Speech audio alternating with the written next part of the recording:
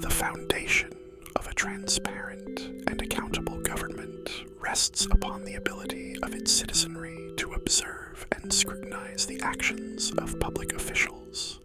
In an era increasingly defined by digital media, the act of recording law enforcement officers engaged in their public duties has emerged as a potent instrument of this oversight.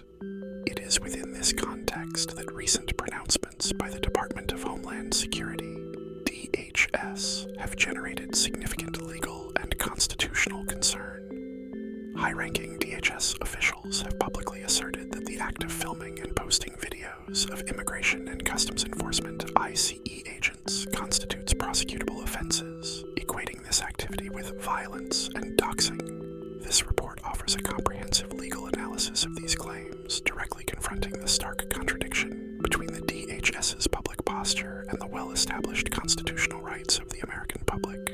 The central thesis of this analysis is that the DHS's position is legally untenable, resting on a deliberate mischaracterization of protected constitutional activity and a gross misapplication of federal criminal law. The department's statements appear to be less a good faith interpretation of existing statutes and more a calculated effort to intimidate the public and create a chilling effect on a vital form of government accountability.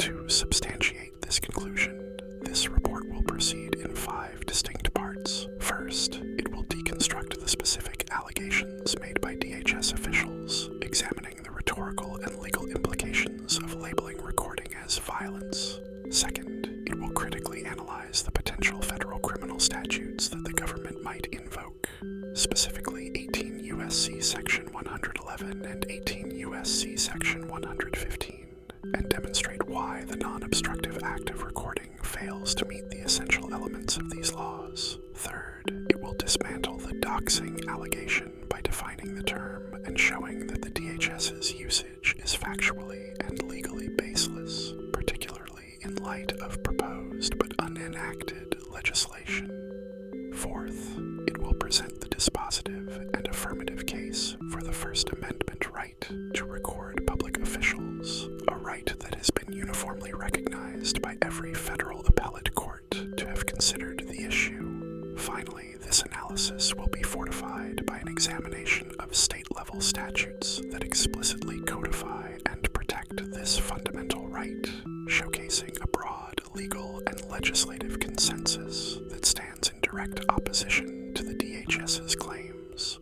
Ultimately, the act of recording public officials is not a threat to be prosecuted, but a right to be protected, a cornerstone of the public's role as a watchdog over